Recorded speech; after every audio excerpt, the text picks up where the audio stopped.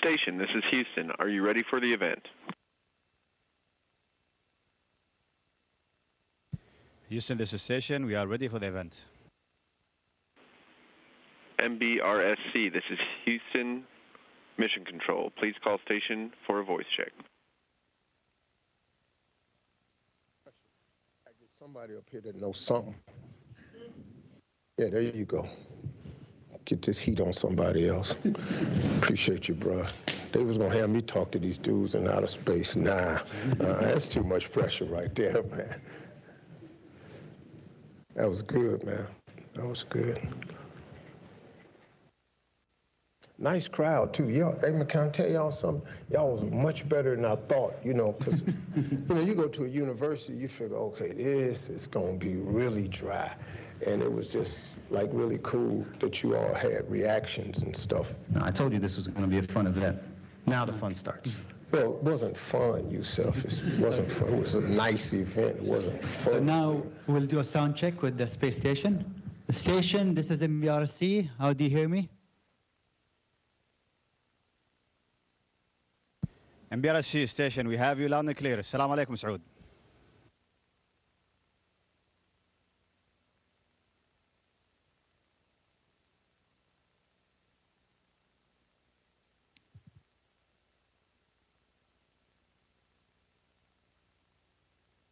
So we cannot hear you. Station, this is MBRC. How do you hear me? MBRC Station, we have you loud and clear. Assalamu alaikum, Saud.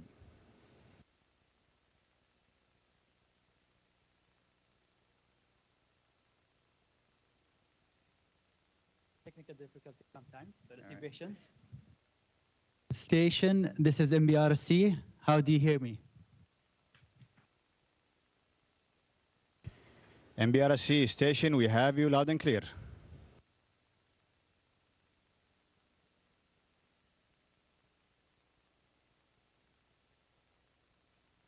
Astronaut Sultan, Astronaut Waldi, welcome to this call from Washington, D.C. So today I will not be speaking. I will hand it to Steve and the ambassador, and they will take it from there. Sultan and Woody, how you guys doing?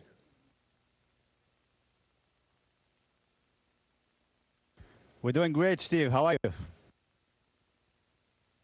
Good. Let me ask you a real basic question. Do you all get Family Feud up there?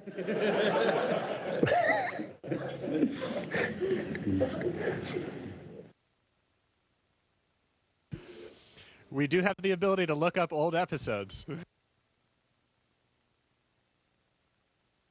Hey, listen, guys, I'm sitting here with Yusuf Al-Tabi, who's the ambassador to the UAE. I asked him to come up to sort of help out, man. I'm really honored. This is a first for me. Who would ever thought, you know? But congratulations to both of you. I think what you've accomplished is absolutely incredible. Is this for you? Is this a childhood dream? When did you start thinking about space or entering into the space program? Was it from childhood, or did you pick it up after college? Where? Okay, I guess I'll start. Well, honestly, Steve, this is, as you said, a childhood dream. And I'm really grateful coming from a remote area in the UAE where maybe you visited Al Ain before. That place is magical. And I remember in the 80s, I don't want to say that I'm really old, but yes, in the 80s, we could see really nice stars and very little light pollution. So someone at my age, and probably at 8 years old, we start wondering, do we have an ability to go to other stars or visit other planets? So that was probably the ignite or the beginning of wondering of going to space. And ever since, I kept dreaming. Although I studied engineering, something different from, I would say, astrophysics or maybe space, let's say, specifications. I did not let go of my dream, and I just kept dreaming until I got the chance to join the first astronaut program in the UAE from the Mohammed bin Rashid Space Center. And ever since, everything was magical. It's definitely a dream becoming true. Woody, hey, Steve, for me it was similar. Do you guys, you all go into a particular mission at the same time, or do you all come in at maybe different times? Like, did you get there first, or did you go at the same time? How does the program work?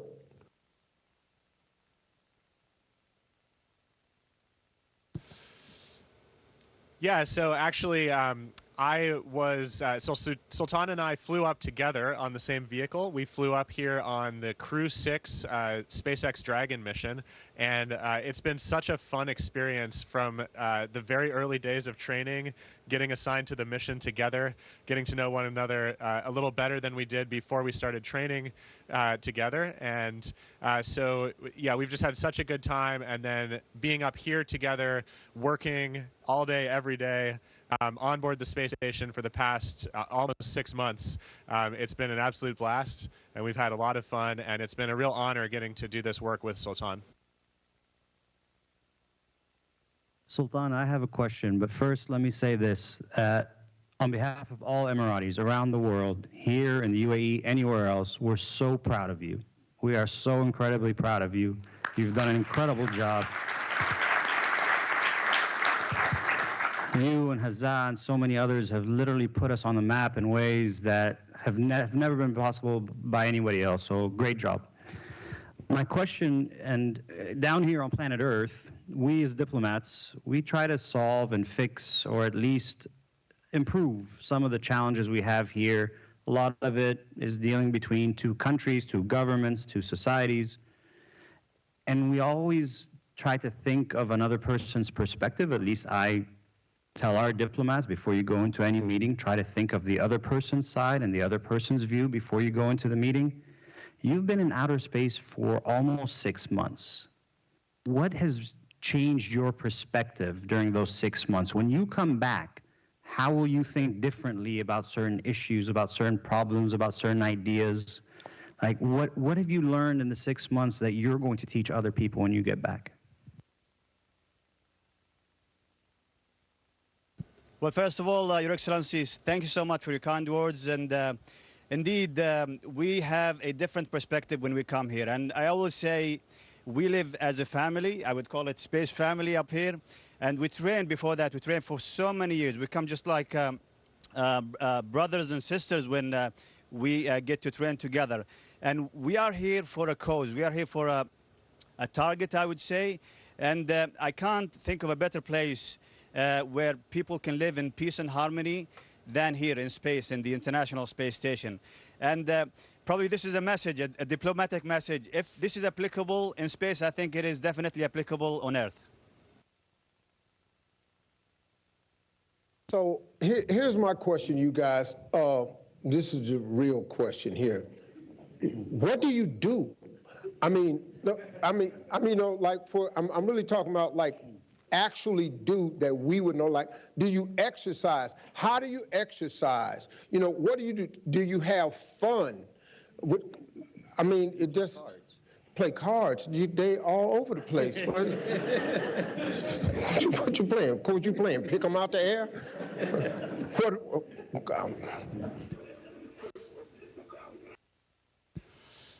All right, well, that's a great question. I like to think of it broadly. We split up our time into 3 different categories. The first is science. That's the purpose of the International Space Station. This is a national laboratory, and we're up here doing, at any given time, working on hundreds of different scientific research experiments, some of them on ourselves, and some of them we're the operators performing the experiments. The second category we spend time on is taking care of this amazing space station, doing all the maintenance and repairs and upgrades to keep this station flying well.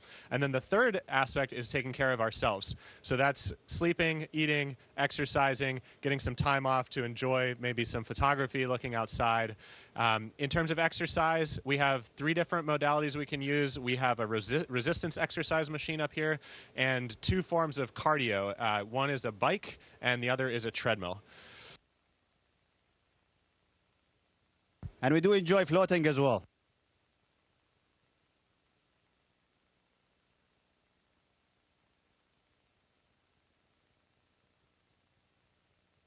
All right, since you guys are wrapping up your 6-month mission, this question is for both of you. other than reconnecting and seeing your family, what is the one thing you are most excited about to do when you get home, for both of you guys? Well, Your Excellency, I think the main thing for me personally is to share the experience. Honestly, looking down to Earth and seeing our beautiful planet, we take things for granted. We need to protect this planet. We need to help each other for a common goal, for the betterment of humanity. Here on board the station, we have to do everything artificially. We generate electricity. We recycle water. We scrub the atmosphere that we breathe in. But everything we get on the ground is for free, almost. So we need to protect this planet. We need to share the advancement of technology that we do on board the International Space Station. And we need to push the boundaries of exploration as well, and to be a good role model for the students in the future. Well, I completely agree with Sultan. I simply could not have said it any better myself. So I will give a very practical answer. I am looking forward to taking a shower, a real shower.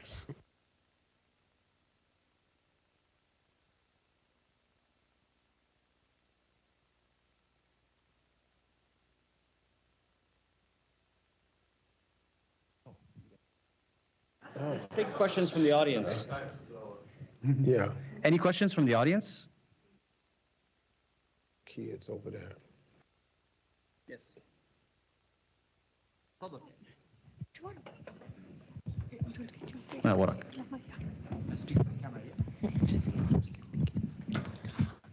Hello, my name's Oscar from BISW. It's a huge honor to be talking to you guys. My question for you is, what experiments do you do in space, and how do you collect data? Great question, Oscar.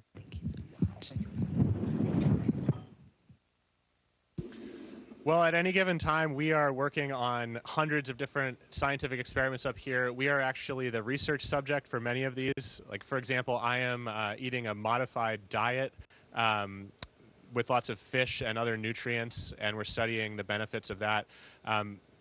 We do, an interesting one that we just did is we printed the first section of human meniscus ever printed in space in something called the biofabrication facility. And we're taking advantage of the fact that we're up here in microgravity. On Earth, these biomaterials would pool like a puddle, but we're able to manufacture unique structures, and soon that facility is going to be used to manufacture blood vessels in space. These are just a couple examples of all the amazing science that we do up here every day.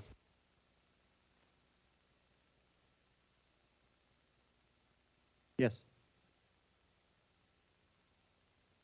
Hi, my name is Mizi, and I'm from the British International School of Washington. I'm really fascinated in how to become an astronaut. So my question is, how long does it take to become an astronaut? Another good question. We're going to keep taking questions from this school. Yeah. Indeed, a very excellent question. So first of all, I don't want to disappoint you, but there are no shortcuts. You have to study really well. You have to focus on STEM education, that is science, technology, engineering, and mathematics. And by indulging yourself and equip yourself with knowledge, I think you will have a better chance when the chance arrives, and you can apply to a program in your own country. And believe me, there are no limits. Yes, it is challenging, but if you believe truly in the cause and you perform very well and you have the knowledge, I think you will have a very, very good chance of joining an astronaut program in the future. Any more? Yes. Yeah. Hello, I'm Jules, and I'm also from the British International School of Washington. I assume being an astronaut must be an extremely hard job, but if you weren't an astronaut, what would you be? Were you able to hear that, Sultan? Can you repeat the question one more time? I don't think they got it. Yeah, could we repeat the question? Hello. Again. My question is for you guys. If you weren't an astronaut, which career path would you have pursued?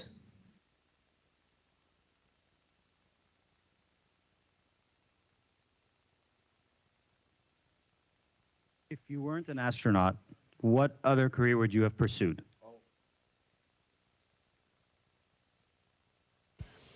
Okay, thank you so much. That is actually that's such a great question. Something that I find wonderful about our astronaut corps and our international partner astronauts is the incredible diversity of backgrounds that come of the people that become astronauts. We all follow wildly different paths and somehow end up here. And so, I mean, in my case, I was an engineering professor, but people come from all sorts of different backgrounds. And one kind of common thread I've noticed is that I think everyone is a little bit disappointed to leave whatever it was they were working on when they get selected and become an astronaut. So you end up doing something that you're so passionate about that you're a little bit sad even when you go on to pursue this lifelong dream of becoming an astronaut.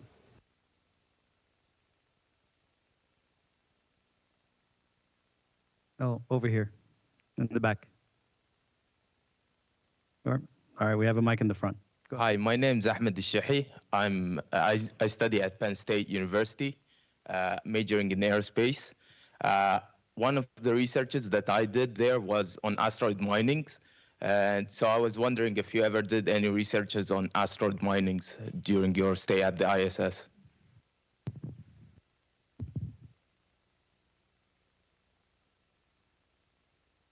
Thank you, Ahmed. This is a very interesting question. Personally, I haven't done any sort of investigation or experiment about that, but I know this is an active and fresh, I would say, topic, and I think this is a very promising field as well. So space is vast. Space is really huge. So and there are no limits for what you can do in space. So I think this is a very good field, but personally, I haven't done any research on that part.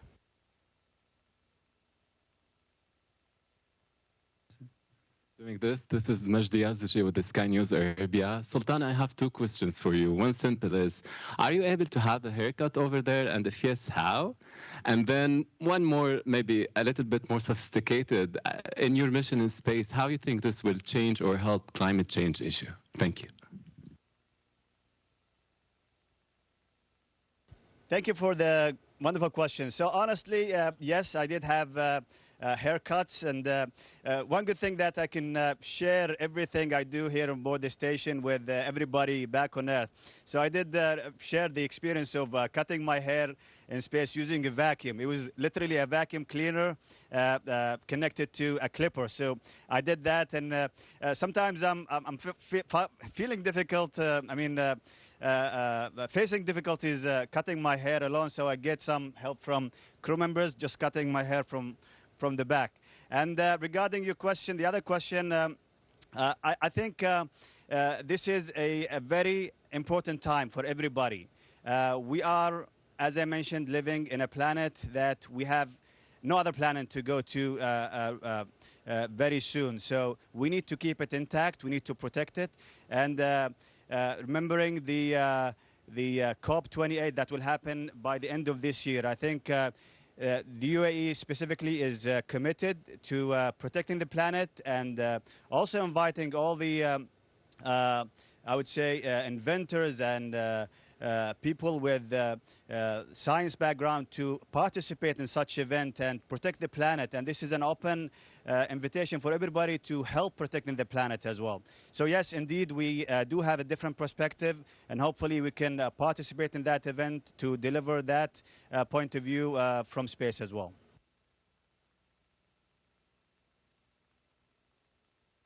You had your hand up earlier. Yes, go ahead.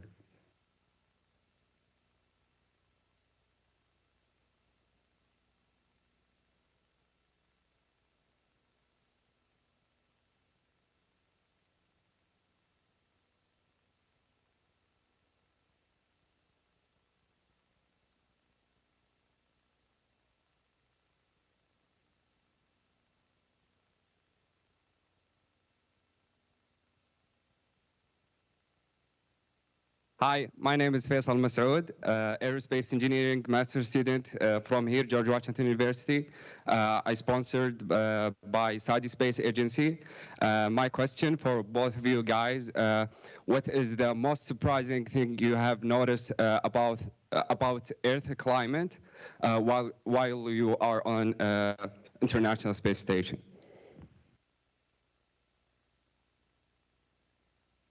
And Woody, I think we reached the 20 minutes. There are so the call many. will disconnect very soon. So if we can get one last message from both of you, and we end the call. Indeed, Saud, we have a small gift for our embassy in Washington, the UAE embassy from Washington, from the crew. This is a symbolic gift from the crew, and hopefully we can get it to you in person when we get back. Yes, and additionally, for the NASA headquarters team, we have an additional gift we'd like to present in person, hopefully. We'd love to come up and visit during our post-flight appearances.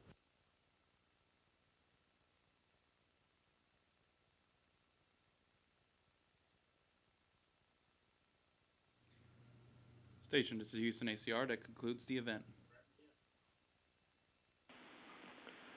Thank you to all participants in Washington, D.C. Station, we are now resuming operational audio communications.